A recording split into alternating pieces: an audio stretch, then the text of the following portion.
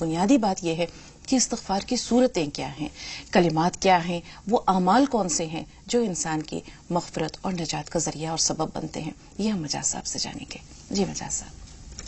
الحمدللہ رب العالمین والصلاة والسلام علی رسول الکریم وعلی آلہ واصحابہ اجمعین اما بعد، فاعوذ باللہ من الشیطان الرجیم، بسم اللہ الرحمن الرحیم۔ رب اشرح لی صدری ویسر لی امری واحلل عقدۃ من لسانی یفقہوا قولی۔ مغفرت کہتے ہیں عربی میں ڈھکنے کو، کور کرنے کو۔ معافی کے لیے تو اور لفظ بھی آئے ہیں، لیکن مغفرت کے لیے ایک بخشش لفظ آیا ہے، بخشش کرنے کو۔ آخرت میں ہماری یہاں کی زندگی سب کے سامنے کھول دی جائے گی۔ بہت ساری باتیں ایسی ہیں جو یہاں بیوی بچوں تک سے چھپا لیتے ہیں، لیکن وہاں سب کے سامنے وہ اوپن ہو جائیں گی۔ اس کے بعد اللہ جسے چاہے گا معاف کر دے گا۔ اس میں شرمندگی لازمی ہے لوگوں کے سامنے، لیکن یہاں یہ بات میں وضاحت کر دوں کہ مغفرت جن لوگوں کی اللہ نے کر دی ہوگی، مغفرت کا مطلب یہ ہے کہ ان کا رجسٹر ہی نہیں کھلے گا، مطلب انہیں کوئی شرمندگی کسی کے سامنے نہیں ہوگی۔ اس کے تمام، آپ یہ سمجھیں کہ جس طرح سے ہم میسج ڈیلیٹ کرتے ہیں، ان کے تمام جو بدعمال ہیں وہ ان کے نامۂ اعمال سے ڈیلیٹ کر کے ان کی مغفرت کر دیا، ڈھک دیا جائے گا۔ لیکن یہ انہی لوگوں کے ساتھ ہوگا جو یہاں لوگوں کے عیب چھپاتے ہوں گے، لوگوں کی کمیوں پہ پردے ڈالتے ہوں گے۔ ہمارا تو آج معاشرے میں حال یہ ہے کہ ہم لوگوں کے عیب ذرا سا ہمیں پتہ لگ جائے اچھالتے پھرتے ہیں، لوگوں کی برائی کرتے پھرتے ہیں، غیبت کرتے پھرتے ہیں۔ ایسا ممکن نہیں ہے میڈم کہ ہم بمبئی کی گاڑی میں بیٹھیں اور امرتسر ہمیں جانا ہو اور ہم امرتسر پہنچ جائیں۔ اگر ہمیں اپنی مغفرت چاہیے اللہ سے تو لازمی ہمیں اس کی شرائط کو پورا کرنا ہوگا۔ جو سب سے بڑی شرائط ہے کہ ہم لوگوں کے، وہ یہی ہے کہ لوگوں کے عیبوں پہ پردہ ڈالیں، تب اللہ ہمارے عیبوں پہ پردہ ڈالے۔ اقبال نے فارسی ایک شعر میں بات کہی، میں وضاحت کر دوں اردو میں اس کے ترجمہ، کہ اللہ ہو سکے تو میرا حساب نہ لینا قیامت میں، لیکن اگر حساب لینا ہی اتنا ہی ضروری ہو تو حضور صلی اللہ علیہ وسلم کے سامنے نہ لینا، مطلب مجھے ان کے سامنے شرمندگی نہ ہو۔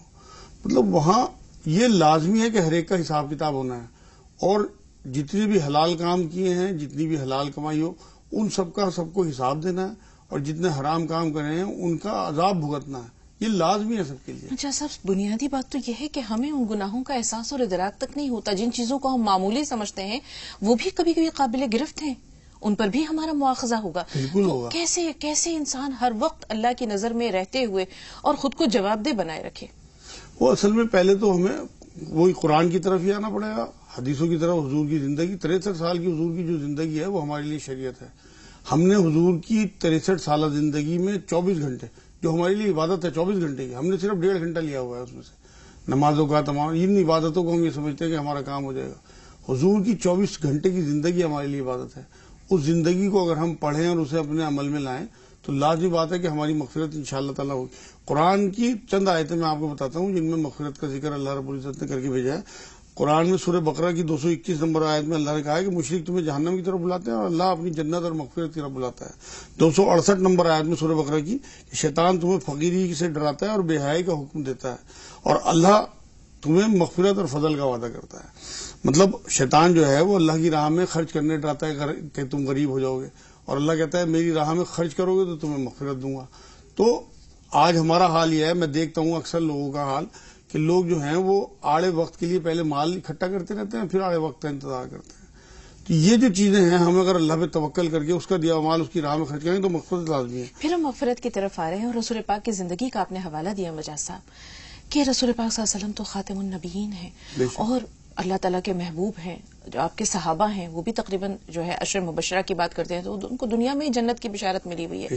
حضرت ابوبکر ہے، حضرت عمر ہے، اس کے باوجود وہ خشیت الہی سے روتے رہتے تھے۔ رسول پاک ہر وقت جو ہے وہ اللہ کے ڈر سے روتے تھے اور کہتے تھے کہ نہ جانے میری مغفرت ہوگی کہ نہیں۔ حضرت ابوبکر کا یہ حال ہے۔ حضرت عمر کو جب شہادت کا یعنی ان کے موت کا وقت قریب آیا، شہید کر دیا گیا، تو نزا کے عالم میں ان کا سر اپنے بیٹے کی گود میں تھا، حضرت عبداللہ بن عمر کی گود میں تھا، اور انہوں نے کہا بیٹے مجھے زمین پر لٹا دو، اور اس کے بعد وہ زمین پر لیٹ گئے اور مٹی پر اپنا چہرہ رکھ دیا اور اس مٹی کو اپنے چہرے پر ملنے لگے، اور روتے جا رہے ہیں اور کہتے جا رہے ہیں کہ ویل لک یا عمر ان لم یغفر لک ربک، کہ اے عمر تو ہلاک ہو گیا اگر تجھے تیرے اللہ نے معاف نہ کیا، تیری مغفرت نہ کی.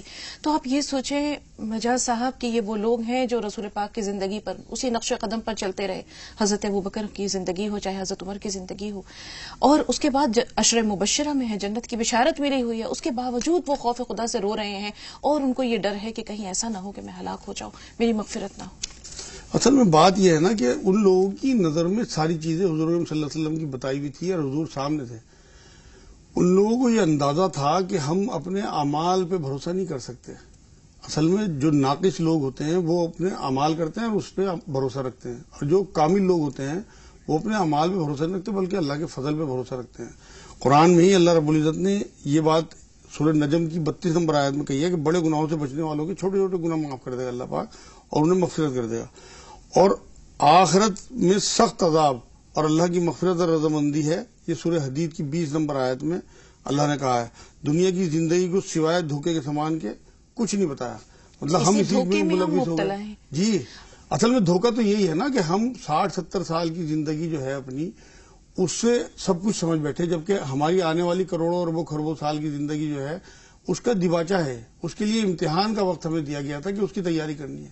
ہم اسی میں الجھ کے رہ گئے. تو یہ دھوکہ ہی تو ہے کہ ہم دھوکہ کھا رہے ہیں. آپ دیکھیں کتنا بڑا نقصان ہے. کسی بزنس مین کو آپ دیکھیں کہ وہ 60-70 روپے کے نقصان کے لیے مطلب فائدے کے لیے کروڑوں اربوں خربوں روپے کا اپنا نقصان کر لے گا.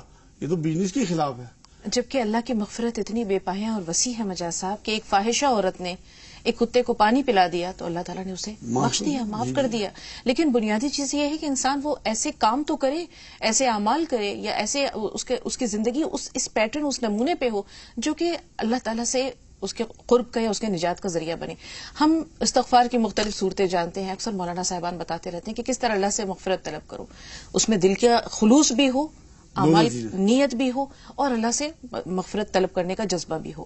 بنیادی چیز ہم اپنے اعمال کی جانب آ رہے ہیں. کچھ ایسے اعمال ہوتے ہیں جو اللہ کو بہت پسندیدہ ہیں اور اس میں کہیں نہ کہیں انسان لاکھ گناہگار سے ہی بخش دیا جاتا ہے. ہاں اصل میں ایک آیت اور بتاتا ہوں آپ کو. سورہ حجرات ہے قرآن میں 29 نمبر پہ. اس میں اللہ رب العزت نے 3 نمبر آیت میں یہ بات کہی ہے کہ جو لوگ اپنی آوازیں رسول صلی اللہ علیہ وسلم سے پست رکھیں گے ان کی مغفرت کر دی جائے گی.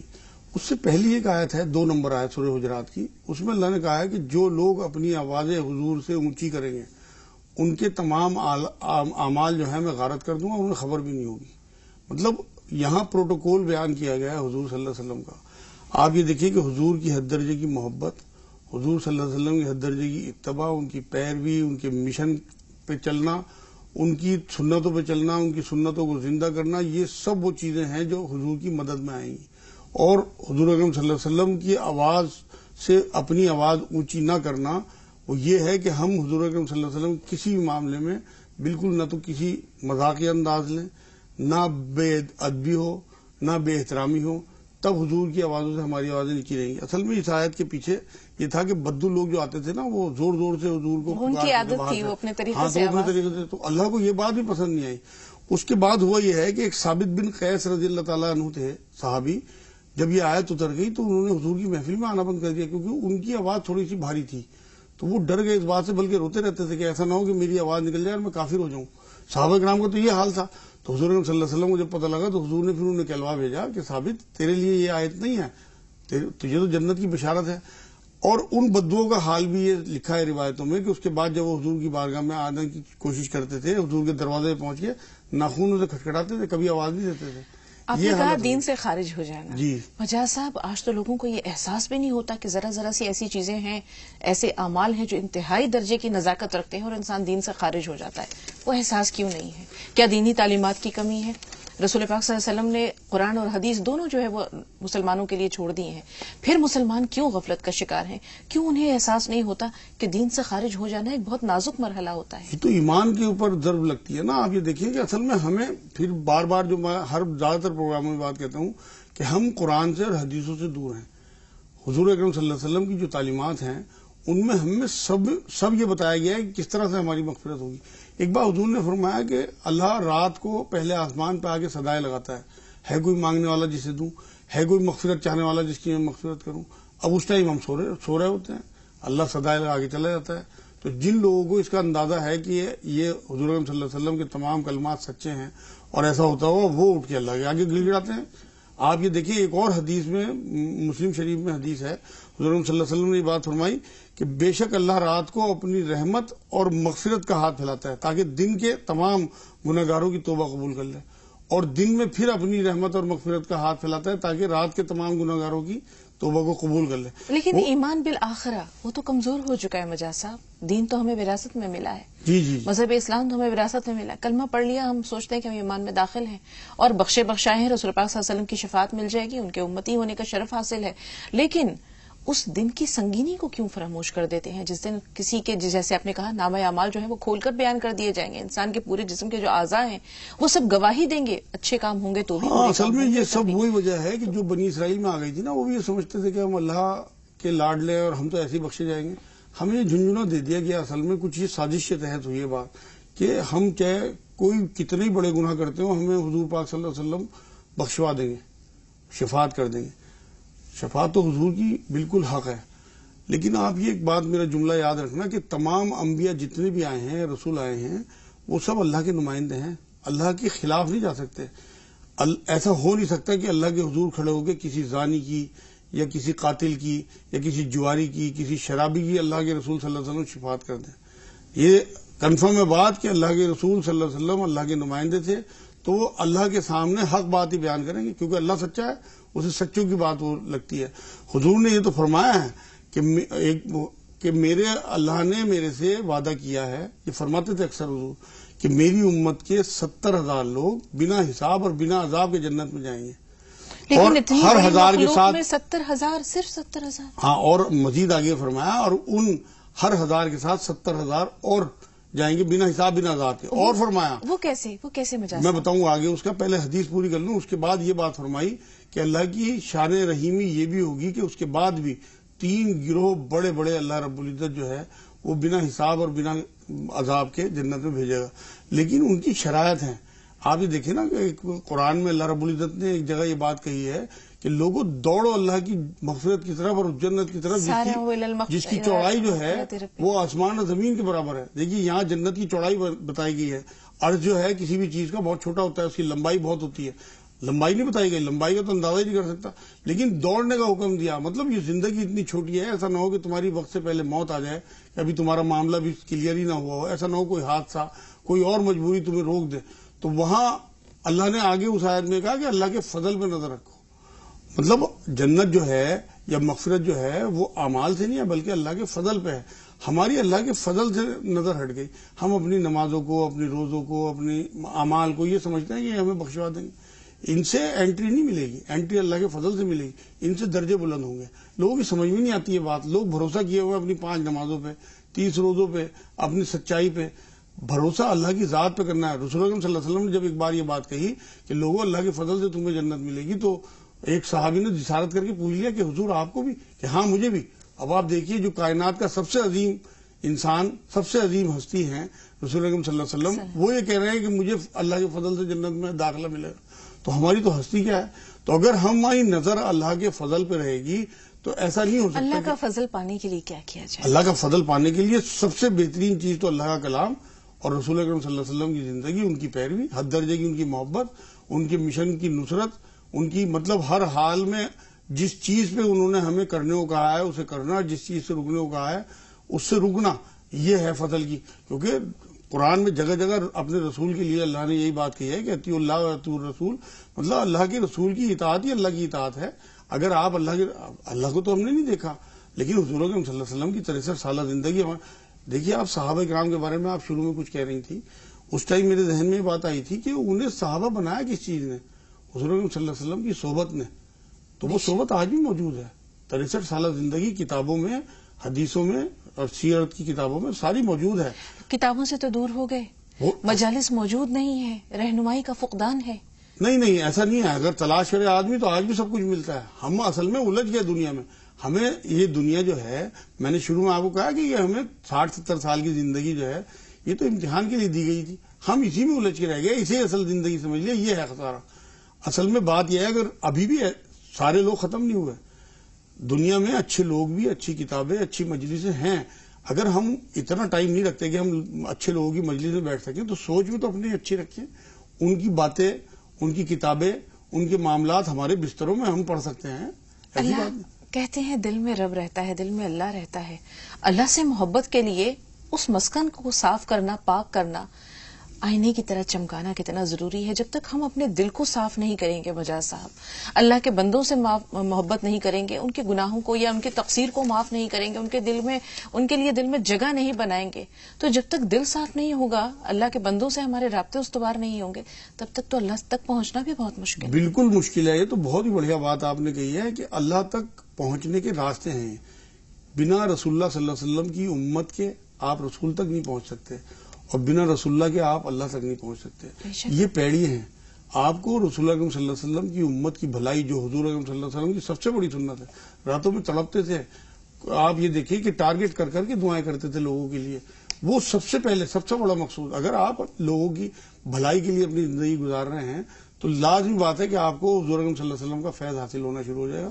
اور جہاں حضور کا فیض ملا وہاں اللہ مل گیا. تو رسول پاک کے فیض حاصل کرنے کے لیے ان کی سیرت کو نمونہ بنا کر عمل کرنا کتنا ضروری ہے؟ بہت ضروری ہے. لیکن اس کے لیے آپ کے کہنے اور کرنے میں فرق نہیں ہونا چاہیے. اصل میں ہمارا معاملہ یہ ہے کہ ہم یہ چاہتے ہیں کہ ہم لوگوں کو وہ دکھائیں جو ہم نہیں ہیں. اللہ اس بات سے غصہ ہوتا ہے. قرآن میں اللہ نے غضب کے انداز میں 2-3 جگہ یہ بات کی ہے. وہ کہتے کیوں جو کرتے نہیں. ہم نے اپنے حلیے بنا لیے، اپنے معاملات جو ہے اندر سے ہمارے گندے ہیں. اور حضرت عیسیٰ اپنے حواریوں کو یہ بات کہتے تھے کہ تمہارا حال یہ ہے کہ تم جیسے قبروں پہ سفیدی پوت دی جاتی ہے اور ان کے اندر سڑی ہوئی ہڈیاں گلی ہوئی ہڈیاں ہوتی ہیں، تمہارا حال یہ ہے کہ تم نے اپنے حلیے صحیح کر لیے، اندر تمہارے سب یہ سڑی ہوئی ہڈیاں بھری ہوئی ہیں. وہی حال آج ہمارا ہے.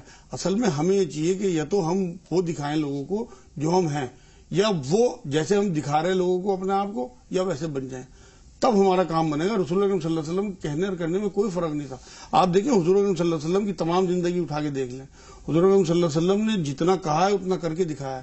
ہمارا معاملہ ہے ہم صرف کہہ رہے ہیں.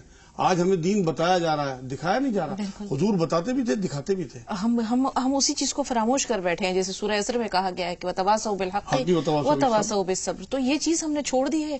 اب ایسے میں ظاہر سی بات ہے کہ گمراہی بھی ہمارا مقدر ہے، ذلت بھی ہمارا مقدر ہے. بے شک. جو میں آیا تھا آپ کو بتا رہا ہوں کہ ہمیں جنت کی طرف دوڑ لگانے کی، مغفرت کی طرف دوڑ لگانے کا حکم ہے. دوڑ سے مراد آپ یہ دیکھو نا، آپ کی کوئی فلائٹ نکل رہی ہے، کوئی ٹرین نکل رہی ہے، آپ کیسے ارینج کرتے ہو؟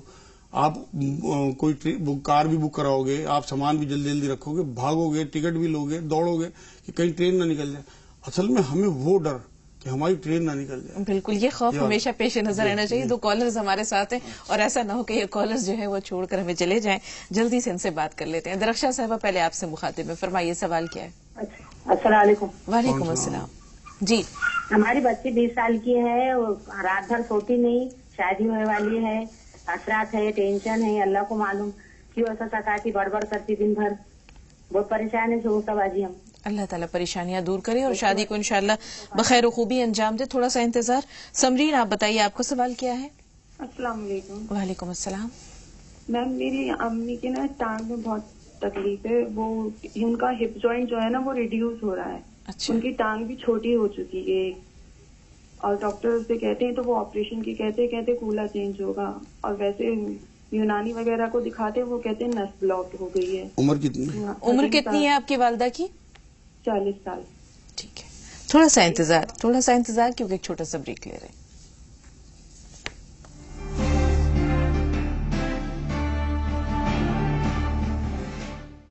ناظرین، وقفے کے بعد یہ پھر آپ سب کا استقبال ہے. سوالات کی جانب بڑھتے ہیں. پہلا سوال جو ہے وہ درخشاں صاحبہ کا ہے. بچی کی شادی ہونے والی ہے لیکن نہ جانے وہ کس پریشانی کا شکار ہے کہ بڑبڑاتی رہتی ہے اور رات بھر اسے نیند نہیں آتی.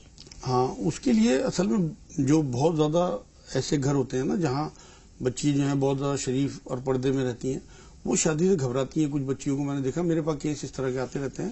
انہیں چاہیے کہ اپنی بچی کو یہ بات سمجھائیں، اور وہ بچی اگر سن رہی ہو تو میری بیٹی ہے، وہ سمجھے میری بات کو کہ حضور نے فرمایا کہ جو نکاح نہ کرے وہ ہم میں سے نہیں. حضور صلی اللہ علیہ وسلم کی 4 بیٹیاں تھیں، چاروں کی شادی حضور نے کی ہے. حضور نے خود 11 شادیاں کی ہیں. تو شادی کرنا سنت ہے. ہم جتنی بھی بچیاں ہیں وہ حضور کی بیٹیوں سے زیادہ تھوڑی ہیں. آپ بالکل نہ گھبرائیں، آپ حضور صلی اللہ علیہ وسلم کی سنت پہ ہیں، ان کی بیٹیوں کی سنت پہ ہیں. تو اس لیے، اور یہ بھی غم نہ کریں کہ میں اپنے ماں باپ کو چھوڑ کے چلی جاؤں گی. بالکل کسی قسم کا ڈپریشن اپنے دماغ میں نہ رکھیں. آپ حضور کی سنت پہ ہیں, ہمیں زندگی حضور کی سنت پہ چلنے کے لیے دی گئی ہے. دوسرے انہیں گھبراہٹ جو ہوتا ہے اس کے لیے ایک آملے کا مربع رات کو اسے دینا شروع کر دیں, 5 منقع, اور 300 بار لا حول ولا قوت الا باللہ پڑھیں, اور چلتے پھرتے اعوذ باللہ من الشیطان الرجیم پڑھیں. اور ان کی مدر کو یہ چاہیے جب تک اس کی شادی ہے 40 دن کم سے کم سورہ یاسین کی شروع کی 9 آیتیں یاسین سے لے کے لا یبصرون تک 11 بار درود آگے پیچھے, 41 بار یہ آیتیں پڑھ کے پانی دم کر کے 40 دن اسے پلائیں بچی کو. 3-4